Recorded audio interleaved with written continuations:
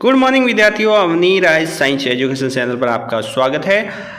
विद्यार्थियों, आज हम पढ़ेंगे मानव रोग के बारे में। ह्यूमन डिजीज़ क्या होती है, और ये टॉपिक बहुत ही इंपॉर्टेंट है। मैंने एनसीईआरटी आधारित 10th और 11th क्लास से मैंने लिया है, और साथ ही यह रीट और चतुर्थ श्रेणी यानी 4th ग्रेड एग्जाम के लिए इंपॉर्टेंट टॉपिक होने वाला है।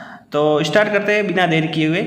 मानव रोग, देखिए विद्यार्थियों, रोग का अर्थ क्या होता है। अंग्रेजी शब्द डिजीज होती है। डिजीज का अर्थ होता है असुविधा होना, यानी हमारे शरीर के अंदर जो असुविधा होगी, यानी जो स्वस्थ शरीर है उस स्वस्थ शरीर यानी स्वास्थ्य में जो असुविधा होती है, स्वास्थ्य में बाधा आती है, अस्वस्थ होना, रोग से पीड़ित होना, ये डिजीज का अर्थ है। ठीक है विद्यार्थियों, अब देखेंगे इसकी जो परिभाषा होने वाली है वो क्या है। देखिए विद्यार्थियों, हम रोगों को वर्गीकरण करेंगे, क्लासिफिकेशन ऑफ डिसीज। तो यहाँ पे देखिए जो रोगों का वर्गीकरण देखेंगे, किस तरह से रोगों का वर्गीकरण। देखिए विद्यार्थियों, यहाँ पे मानव रोगों का वर्गीकरण। तो रोग है वो दो तरफ से होते हैं। एक तो जन्मजात रोग होता है, दूसरा होता है अर्जित रोग, एक्वायर्ड रोग, और एक होता है कॉग्निटिव डिसीज होता है, वो होता है। इस टाइप का विद्यार्थियों रोग होता है। और आगे देखेंगे हम इस जन्मजात रोग के अंदर कौन कौन से एग्जाम्पल है। तो इसमें हीमोफीलिया आता है, और इसको शाही रोग कहते हैं, थैलेसीमिया आता है, और साथ ही आनुवंशिक जितनी भी बीमारियाँ है वो इसके अंदर आने वाली है। अर्जित रोग के अंदर अपन क्लासिफिकेशन देखेंगे विद्यार्थियों। जो एक्वायर्ड डिजीज है इसके अंदर कौन कौन से रोग आने वाले हैं वो देखेंगे। तो अर्जित के रोग के अंदर विद्यार्थियों दो टाइप के रोग हैं, एक तो संचरण वाले और एक है असंचरण वाले, यानी एक तो फैलने वाले रोग है और एक नहीं फैलने वाले। नहीं फैलने वाले कौन कौन से हैं, जैसे मधुमेह रोग है, कैंसर है, और एलर्जी जैसे भी पोषक तत्व वाले जो रोग होते हैं वो फैलते नहीं हैं। और जो संचरण होते हैं वो दो टाइप के होते हैं विद्यार्थी रोग।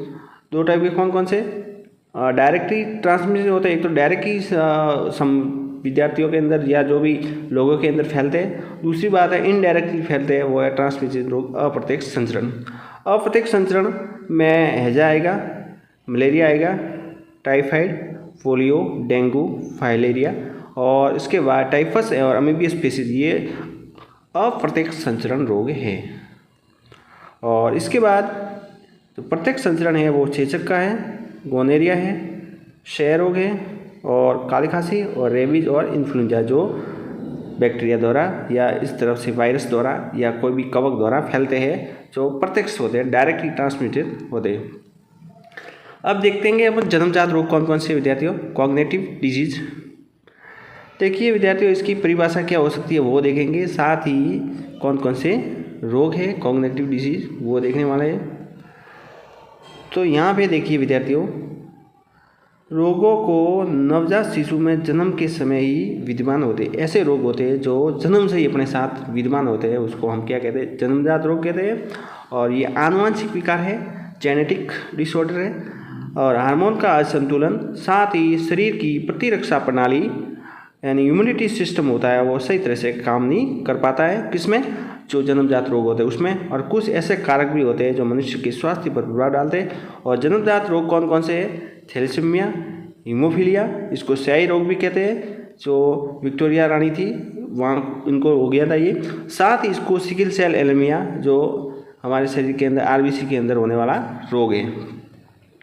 नेक्स्ट है अर्जित रोग, एक्वायर्ड रोग, इसकी परिभाषा क्या हो सकती है, साथ ही कौन कौन से अर्जित रोग है वो पढ़ेंगे आगे।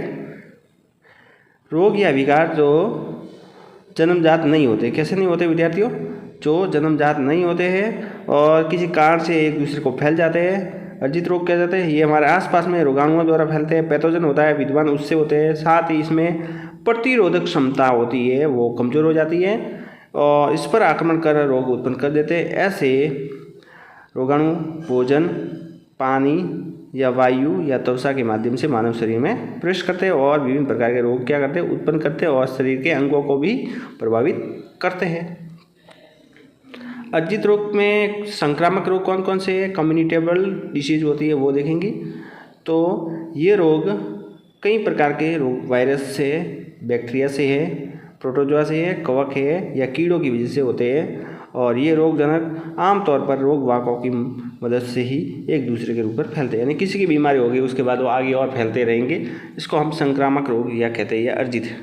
और असंचरणीय रोग जो नॉन कम्युनिकेबल होते हैं वो कैसे होते हैं, देखिए ये रोग मनुष्य के शरीर में कुछ समय अंगों या अंग की प्रणाली के सही तरीके से काम नहीं करने की वजह से होते हैं। और इनमें कई रोग पोषक तत्वों और खनिजों या विटामिनों की कमी से भी हो सकते हैं, जैसे कैंसर है, एलर्जी है, ये इस टाइप के रोग होते हैं जो कि हमारे शरीर को प्रभावित करते हैं, अंग को भी प्रभावित करते हैं। नेक्स्ट है विद्यार्थियों, देखिए संचरणीय रोग डायरेक्ट रोग कौन कौन से है वो पढ़ेंगे और इसकी डेफिनेशन क्या है और इसमें कौन कौन से रोग आने वाले हैं। तो देखिए विद्यार्थियों, संचरणीय रोग सूक्ष्म जीव जनित कुछ ऐसे सीधे संपर्क या श्वास द्वारा हमारे संक्रमित व्यक्ति के स्वस्थ शरीर व्यक्ति के तक फैलते हैं, यानी ऐसे रोग होते हैं जो किसी के अंदर फैला हुआ रोग है और वह दूसरों के अंदर स्वस्थ शरीर के अंदर संक्रमण करते हैं। जैसे टीबी रोग है, जिसको क्षय रोग भी कहते हैं। टीबी का मतलब होता है ट्यूबरकुलोसिस, माइकोबैक्टीरियम हो रही और चेचक है, काली खांसी है, साथ ही इन्फ्लुएंजा रोग, ये इसके एग्जाम्पल हैं। अप्रत्यक्ष रोग, इनडायरेक्ट रोग कौन कौन से हैं विद्यार्थियों, देखिए इनडायरेक्ट रोग के अंदर जैसे मलेरिया है, हैंजा है, पोलियो है, डेंगू है और काला ज्वार, अफ्रीकन निंद्रा रोग। अब ये विषाणुओं से, यहाँ से विद्यार्थी इंपॉर्टेंट टॉपिक होने वाला है, बहुत ही इंपॉर्टेंट, ये परीक्षा में पूछा हुआ है। हर परीक्षा में इससे एक सवाल पक्का पूछा गया कि कौन सा विषाणु जनित रोग है, कौन सा बैक्टीरिया जनित रोग है और कौन सा ही कवक जनित। तो यहाँ से ये जो टेबल होने वाली है बहुत इंपॉर्टेंट है, ध्यान से इसको देखना है। देखिए विद्यार्थियों, यहाँ पे रोग का नाम और ये रोग कैसे तरीके से फैलता है उसका नाम। देखिए पहला रोग है चिकन पॉक्स। ये रोग वेरिसेला जोस्टर वायरस होता है उससे फैलता है और ये कैसे होता है, सीधी या वायु के संपर्क के द्वारा। नेक्स्ट है विद्यार्थियों, देखिए ये रोग हैं वो है स्मॉल पॉक्स। ये स्मॉल पॉक्स है वो वायरस, उसका वायरस है वायरोला माइनर या फिर वायरोला मेजर। यह वायु या सीधे संपर्क द्वारा ये भी फैलता है विद्यार्थियों। नेक्स्ट है खसरा रोग है, और खसरा है वो उसका जो रोगजनक है वो रूबेला वायरस है और ये भी वायु द्वारा फैलता है। पोलियो वायरस से फैलता है। दूषित भोजन या फिर दूषित जल पिएंगे बिना सड़ा हुआ तो उससे भी हो सकता है। रेबीज इंपॉर्टेंट है, परीक्षा में पूछा हुआ है विद्यार्थियों। रेबीज वायरस जनित रोग है और यह रेबीज कुत्ते के काटने या बिल्ली के काटने से होता है। रेबीज के बाद हेपेटाइटिस बी वायरस जनित रोग है और ये भी दूषित भोजन के कारण या दूषित जल के कारण होता है। नेक्स्ट है विद्यार्थियों डेंगू, इंपॉर्टेंट है, इसको हड्डी तोड़ बुखार भी कहते हैं, तो ये परीक्षा में पूछा गया है। तो डेंगू की बीमारी ये भी डेंगू वायरस द्वारा होती है और ये एडिस मच्छर होता है, इंपॉर्टेंट है, एडिस इजिप्टाई मच्छर के काटने से होता है।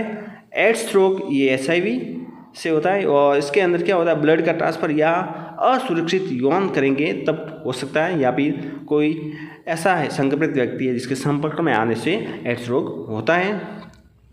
नेक्स्ट है विद्यार्थियों बैक्टीरिया जनित रोग कौन कौन से, ये भी इंपॉर्टेंट है, पूछा गया इसमें से भी सवाल। यहाँ पे एक ही सवाल बनने वाला है विद्यार्थियों, कौन सा रोग बैक्टीरिया जनित है या कौन सा रोग कवक जनित है या फिर प्रोटोजोआ जनित है। देखिए विद्यार्थियों बैक्टीरिया से होने वाले रोग कौन कौन से, पहला है टीबी। देखिए टीबी को हम इंग्लिश में क्या बोलते हैं, ट्यूबरकुलोसिस कहते हैं विद्यार्थियों, तो इम्पोर्टेंट होने वाला ये भी रोग परीक्षा में पूछा गया है, टीबी रोग। देखिए विद्यार्थियों टीबी इसका फुल फॉर्म है माइकोबैक्टीरियम ट्यूबरकुलोसिस और ये वायु या सीधे संपर्क द्वारा फैलता है।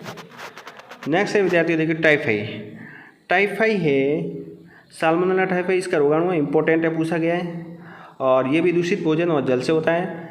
हैजा इसको कॉलेरा भी कहते हैं और विब्रियो कॉलेरा द्वारा फैलता है और दूषित भोजन या जल के द्वारा ये भी फैलता है। डिप्टीरिया पूछा हुआ है विद्यार्थियों, कॉर्निबैक्टीरियम डिप्टीरियाई वायु द्वारा या सीधे संपर्क द्वारा फैलता है। लेप्रोसी जिसे कोड भी कहते हैं शरीर के अंदर, इसका जो रोगजनक है वो माइकोबैक्टीरियम लेप्री है विद्यार्थियों, ये संपर्की व्यक्ति के संपर्क में आने से फैलता है।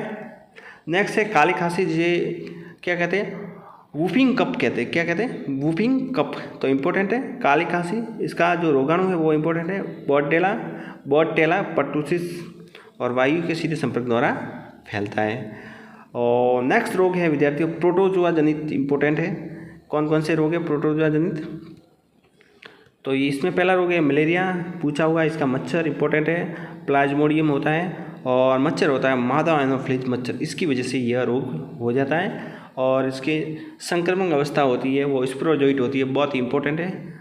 उसके बाद अमीबियस डिसेंट्री अंटअमीबा स्टोलिटिका होता है विद्यार्थियों रोगजनक और दूषित भोजन व जल से होता है।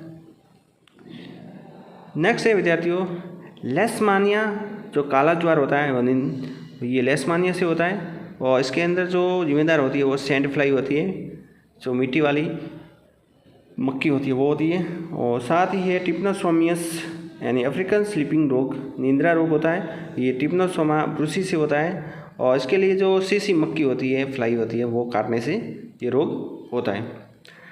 नेक्स्ट है कर्मियों से होने वाला रोग है हेलमिंथिस रोग, कौन कौन से हैं ये भी पूछे हुए हैं विद्यार्थियों, इंपॉर्टेंट है। पहला है फाइलेरिया जो हाथी पाप कहलाता है, इसका रोगाणु है वाउचेरिया ब्रैंकाफटाई, इंपॉर्टेंट है। और मच्छर कौन से, एडिज और क्यूलेक्स मच्छर। इसके बाद विद्यार्थी देखिए नेक्स्ट एस्केरियस लैम्ब्रिकोइड्स दूषित भोजन व जल से। इकाइनोकॉकस ग्रेनुलोस दूषित भोजन व जल से। इसके बाद यौन संचारित रोग जो एसटीडी ट्रांसमिटेड है वो इंपॉर्टेंट है विद्यार्थियों, जैसे एड्स है। एड्स नामक बीमारी HIV कारक विषाणु से होती है, तो इम्पोर्टेंट है, प्रश्न पूछ सकता है कि एड्स का विषाणु कौन सा है, HIV।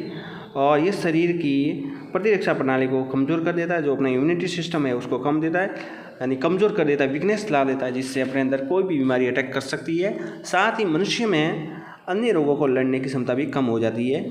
नेक्स्ट है विद्यार्थियों एड्स के बाद सिफिलिस रोग, ये भी ट्रांसमिटेड डिसीज है यानी यौन संचारित रोग है। यह यौन संचारित बीमारी है विद्यार्थियों और इसके अंदर क्या होता है बैक्टीरिया टिप्नोपैलिडियम होता है, इंपॉर्टेंट याद रखना है, ये प्रश्न पूछा गया है। सिफिलिस के अंदर बैक्टीरिया कौन सा है तो टिप्नोनेमा पैलिडियम। और गर्भावस्था या फिर जन्म के समय ये रोग माँ से बच्चे के अंदर या गर्भ के अंदर बच्चे में संक्रमित हो जाता है। नेक्स्ट है गोनेरिया या सुजांक्स, इसे नाइसीरिया गोनेरी भी कहते हैं, ये जीवाणु के कारण होता है और ये भी ट्रांसमिटेड डिसीज है विद्यार्थियों, इंपॉर्टेंट है। इसके बाद असंसरणीय रोग कौन कौन से हैं वो पढ़ेंगे, जो नॉन कम्युनिकेबल डिसीज।